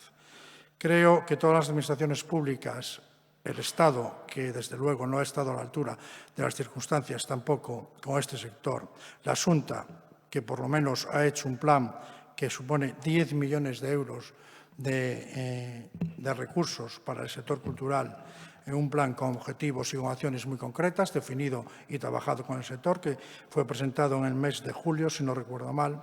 Y creo que el Ayuntamiento de La Coruña hemos ya descubierto que con el Presco, la parte cultural, nos hemos quedado cojos. Con el Refresca Coruña, creo que es este programa, que es una buena iniciativa, nos hemos quedado cortos. Creo que hay que ampliar ese proyecto y creo que las reivindicaciones del sector del manifiesto al que se hace referencia en esta moción pues son muy razonables para la situación dramática en la que se encuentra el sector y que no piden más que un poco de claridad a la hora de aforos, medidas de seguridad y todas estas cosas en las que cualquiera de nosotros en una situación como esa estaríamos de acuerdo. Insisto, creo que es una buena noticia que la cultura es capaz de unir a personajes tan variopintos como los representados aquí por los diferentes partidos. Muchas gracias. Muchas gracias, señor Coira. Fecha o debate do Grupo Socialista, señor Lajetuñas. Gracias, señora alcaldesa. Bueno, creo que, como xa se debatiu na moción que presentou o Bloque Nacionalista Galego, hai un grau de coincidencia amplo en torno aos temas que son de carácter estrutural. Dicía o señor Coira que era unha boa noticia.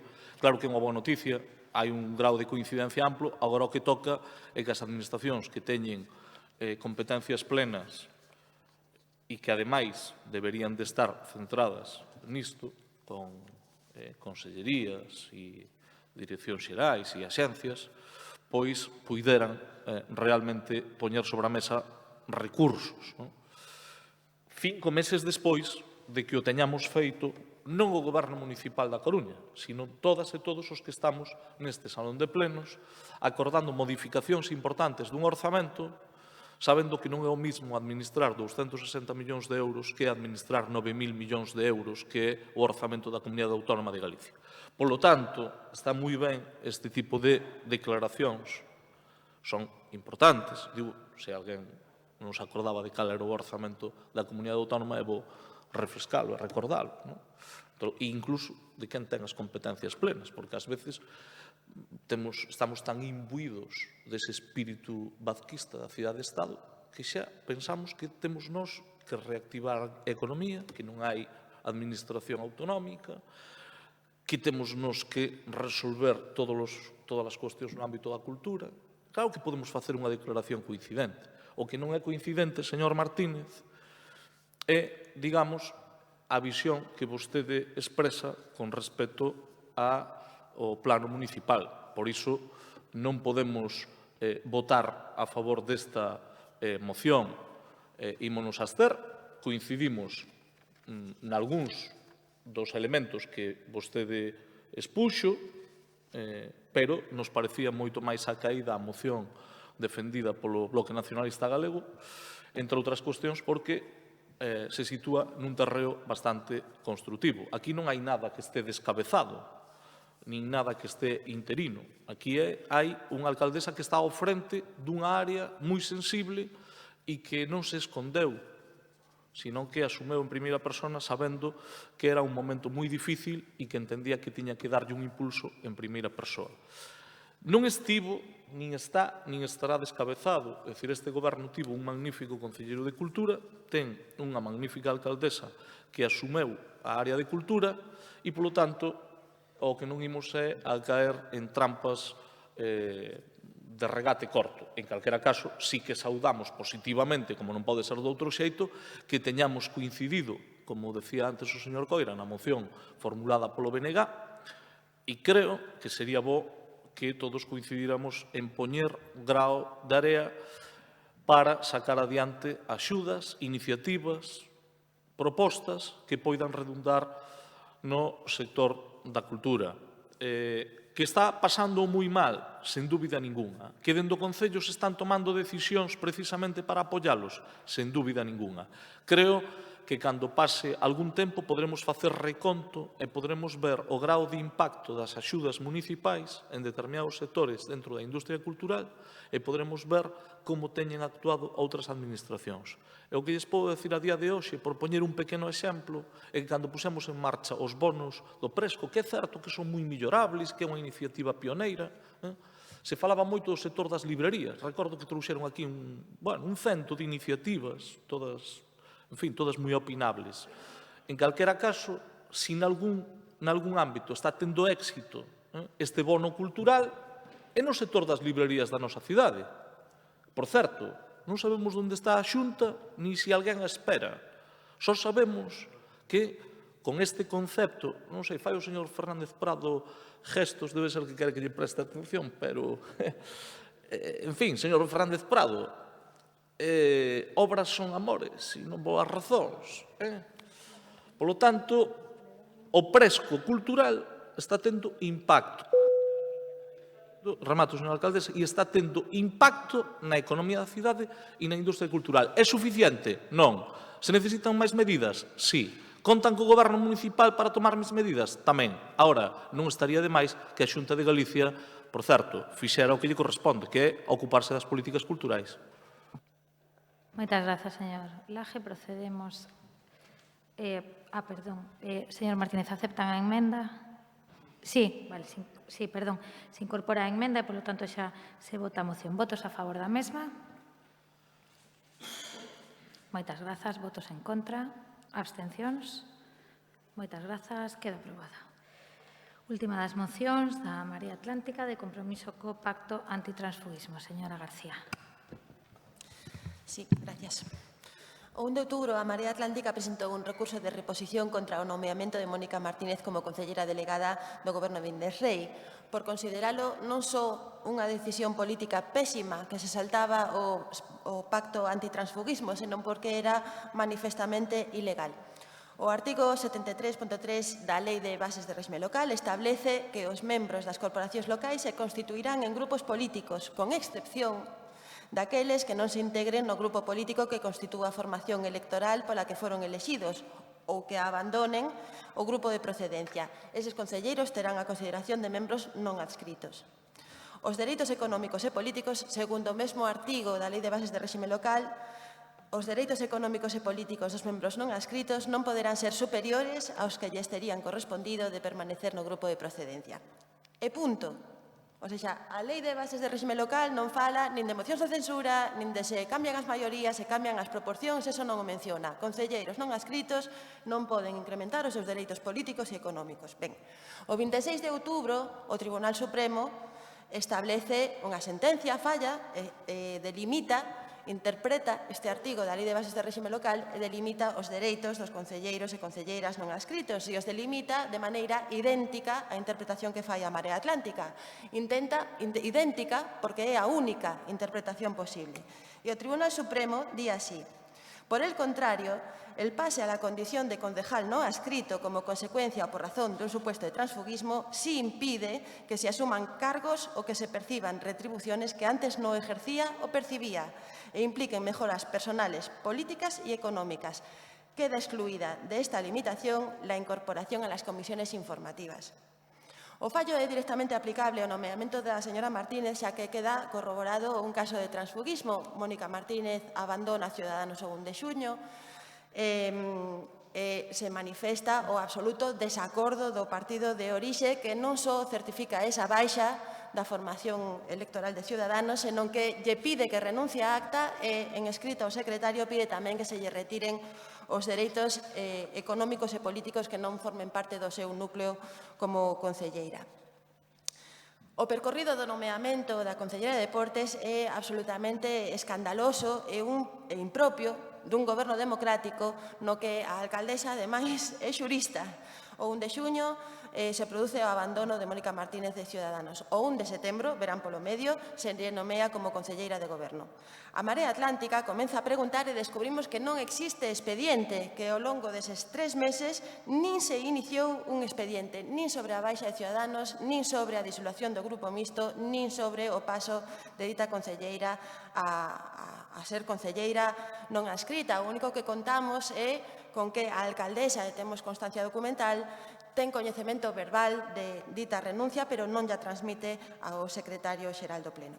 Ante as nosas preguntas, o expediente comeza a elaborarse sobre a marcha coa señora Martínez xa no goberno. O 1 de outubro, a Marea Atlántica presenta un recurso de reposición, recurso que, unha vez transcurrido o prazo legal para contestarse, non recibiu aínda contestación do goberno municipal, porque non hai contestación posible que poda explicar o nomeamento de Mónica Martínez como concelleira de Deportes. O secretario xeral do Pleno recoñece nos seus informes a necesidade de regularizar esta situación, disolver o grupo mixto e considerar a señora Martínez concelleira non adscrita. Sobre o seu nomeamento como concelleira non adscrita, concelleira delegada de Deportes, o secretario evita pronunciarse. E non é casualidade tal inhibición, xa que, hai aí un argumento de que só vai opinar sobre as decisións de pleno e non sobre as decisións tomadas pola alcaldesa. A situación actual é manifestamente irregular. A sentenza do Tribunal Supremo xera xurisprudencia e todos e todas temos a obriga de coñecela e tamén de implementala e tomar as decisións que procedan. O PSOE, por exemplo, en Tenerife, onde alí é damnificado por un caso de transfugismo, anuncia, tras o fallo do Supremo, accións xudiciais, tanto pola vía contenciosa penal. E non só iso, senón que chega a cuestionar os actos administrativos asinados pola concelleira tránsfuga, naquel caso de Tenerife, durante todo o seu período de mandato, algo que nos parece preocupante e a ter moi en conta. Votar en contra desta moción é agochar a cabeza e negar un problema que pode rematar acabando nos tribunais. Absterse nesta moción é ser cómplice dunha situación irregular, se cara por transfugismo, por exemplo, recentemente na provincia de Ourense. Unha vergoña para este concello que non se merece a cidade da Coruña. Moitas grazas. Moitas grazas. Turno para o BNG, señor Jorquera. Grazas, señora alcaldesa. Cando era deputado no Congreso, tocoume en algunha ocasión asistir a reunións do Pacto Antitransfugismo. Nesas reunións asistín a debates bochornosos, onde un mesmo partido a hora de calificar como transfugismo os casos que se examinaban, defendía unha cousa ou a contraria en función de se saía ou non beneficiado. Mais, alén disto, naquelas reunións, a interpretación mayoritaria era que para considerar un caso como transfugismo, o abandono dun grupo tiña que ir acompañado de tomas de posición que alterasen a maioría gobernante resultante das eleccións. Pero non estamos ante un debate xurídico, estamos ante un debate político. O BNG considera que se unha persoa é electa nunha candidatura, o presentável, ética e políticamente, é que o abandono desa candidatura conleve a súa demisión. Aínda que esa candidatura sexa a de Ciudadanos, que, entre outras cousas, ten defendido a ilegalización dos partidos nacionalistas, entre os cales está incluído, como é obvio, o BNG. En consecuencia, o BNG sempre reclamou a devolución da acta a concelleiros electos nas súas listas que logo se pasaron a outras formacións, por exemplo, as mareas municipalistas. Por iso, pese ao respeto persoal que nos merece, discrepamos do comportamento de Mónica Martínez. E discrepamos tamén de decisión do Grupo Socialista de remodelar o goberno municipal dando entrada a unha persoa que acababa de abandonar a formación política pola que se presentou ás eleccións. Por estas razóns, imos votar a favor da moción. Pero, aínda así, quixera facer varias consideracións. Creo que non é bo que convirtamos o Concello nun escenario de Xogo de Tronos. E menos coa que está caíndo, cando todos deberíamos de estar centrados en facer fronte a esta situación. Por que digo isto? Porque creo que aquí todos entendemos de política. Polo menos, iso espero. En este Concello, polo baixo, están pasando moitas cousas.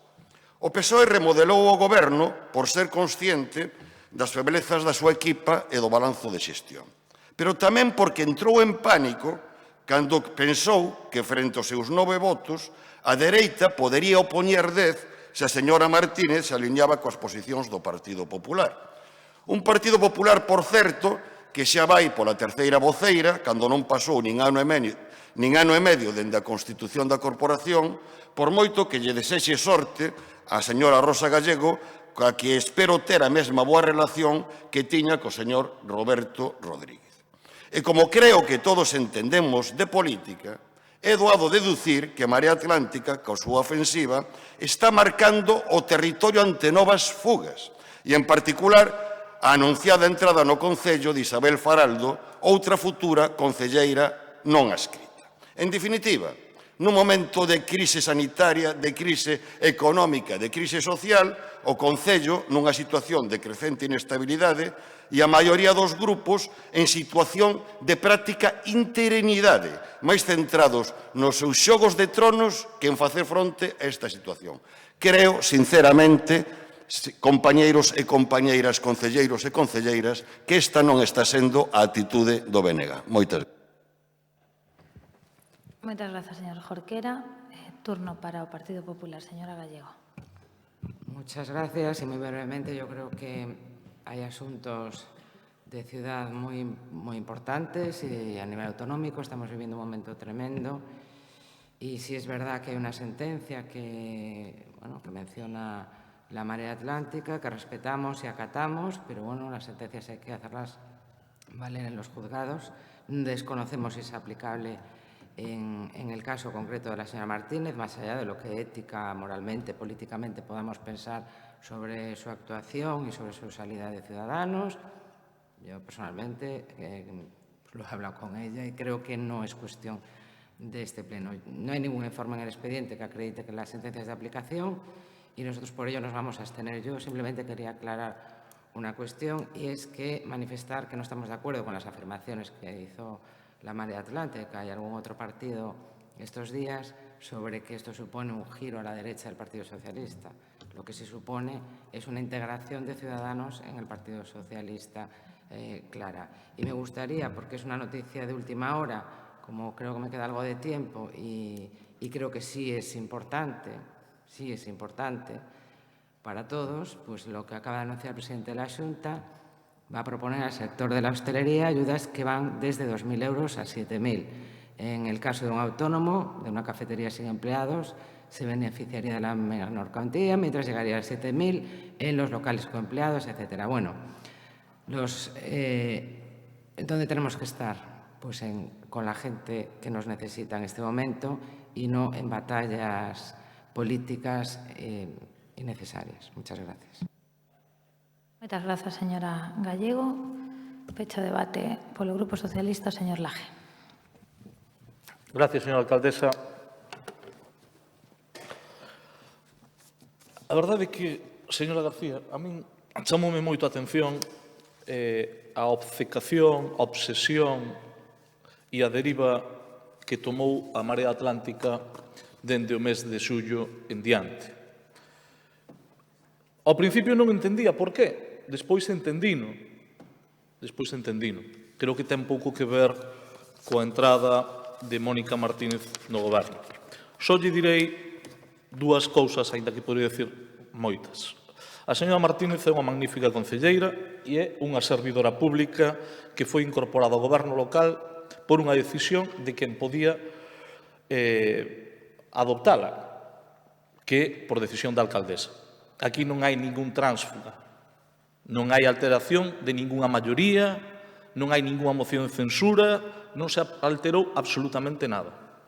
Vostede dice que é escandaloso nun goberno democrático. Mire, señora García, a democracia en España ten unha longa tradición da que o Partido Socialista é columna vertebral. Eu deséxolle que máis pronto que tarde a Marea Atlántica atope o seu camiño. Que é o que é escandaloso? Que alguén abandonara o seu partido?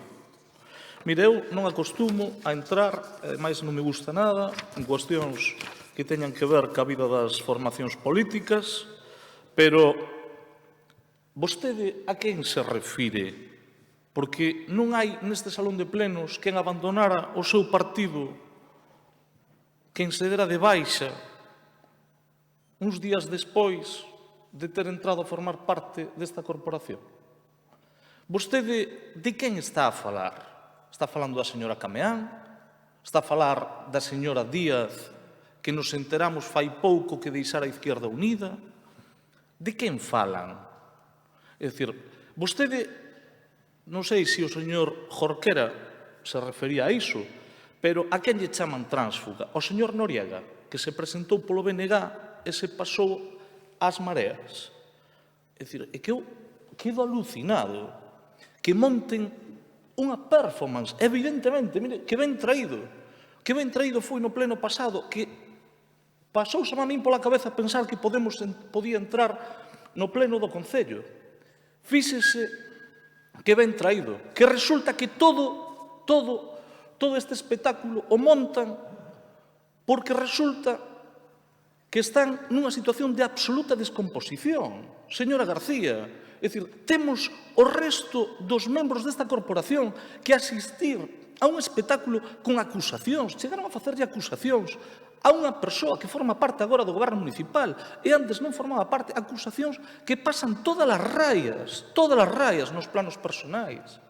É dicir, e vostedes dicen que están aquí para colaborar. Vostedes creen que isto lle importa á ciudadanía? Vostedes creen que algo do que vostedes están a falar coa que está caendo, pechándose locales de hostelería, tomando decisións durísimas na economía local, e vostedes veñen aquí a resolver na plaza pública as súas cuitas, mandándolle mensajes aos seus compañeiros de partido. Bueno, xa sabemos que Podemos incorpora o pleno do Concello. Benvidos. Viva a pluralidade, que era o que defendían vostedes. Eu deséxolles que atopen canto antes o camiño. A nosa man a teñen tendida. Pero o que nos van a topar é en frente si continúan polo camiño das descalificacións personales, das acusacións, de poñer sombras de dúbidas sobre concelleiros como fixeron. Si vostedes teñen un problema interno, resólvanlo.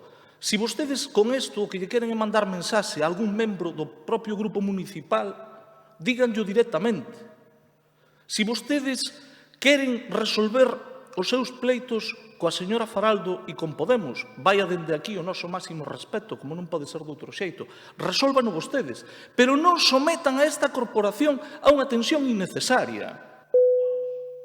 Remato, señora alcaldesa, polos intereses xerais da cidade, todo o diálogo e a man tendida, e o entendemento todo, para cuitas personales, resolver asuntos internos, ou para traspasar raias que non se deben traspasar nunca, nos van a topar en frente. Nada máis. Muchas gracias, señor Laje. Rematamos este debate, procedemos á votación. Votos a favor da moción. ¿Qué? 2, 3, 4, 5. Votos en contra. A ver, un momento. Sí, son 7, pero que non levantaron a man. Non, pero vostedes sí, pero o señor Martínez e a señora Cameán non. Entón, a ver, votos a favor da moción. 7. Votos en contra. 10. Grazas. Abstencións. Ben, grazas. Queda rexeitada a moción. En este punto facemos unha pausa dunha hora, retomamos a sesión ás 3 da tarde. Moitas grazas.